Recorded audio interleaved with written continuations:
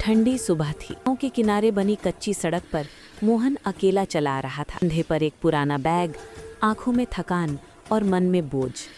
15 साल बाद वो अपने गांव लौटा था। सामने वही टूटा फूटा घर, वही नीम का पेड़ और वही चूल्हा जिस पर कभी उसकी दादी शांति देवी रोटियां सेका करती थी। मोहन जैसे ही घर में कदम रखता है, चूल्हे से आती हल्की सी जली रोटी की खुशबू उसे रोक लेती है। अजीब है, घर तो बंद पड़ा है, फिर ये खुशबू। मोहन चूल्हे के पास बैठ जाता है।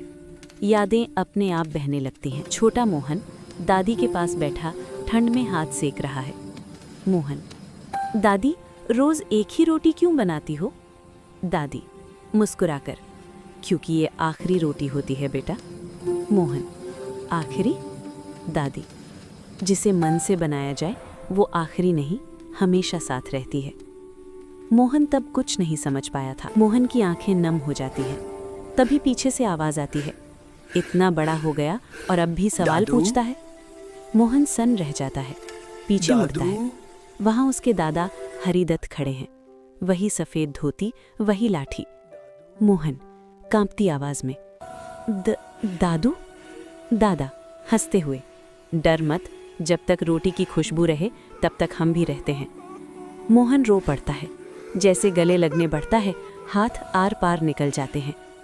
रहस्य: दादा बताते हैं, तेरी दादी ने मरने से पहले आखिरी रोटी बनाई थी। मोहन: क्यों? दादा: क्योंकि वो रोटी उस मिट्टी के लिए थी जिसने हमें जिंदा रखा। गांव का सच: दोनों खेतों की ओर जाते हैं। वही खेत जहां दादी रोज रोटी लाती, आधी खुद खाती, आधी मिट्टी पर रख देती। लोग हंसते थे, पागल है बुढ़िया। लेकिन दादी कहती थी, जिस मिट्टी ने मुझे पाला उसे भूखा कैसे छोड़ दूं? मोहन को समझ आता है, दादी की आखिरी इच्छा नदी में बहाना नहीं, वो चाहती थी मुझे उसी जमीन में मिला देना जहां मैंने जिंदगी जी ली। सुबह मोहन दादी की अस्थियां खेत की मिट्टी में बिखेर देता है। चूल्हे से बनी आखिरी रोटी वहीं रख देता है। हवा चलती है, खुशबू फैल जाती है। दादा मुस्कुराते हैं: अब मैं भी मुक्त हूँ बेटा। धीरे धीरे दादा की आकृति धूप में घुल जाती है। मोहन गांव छोड़ते समय चूल्हे की राख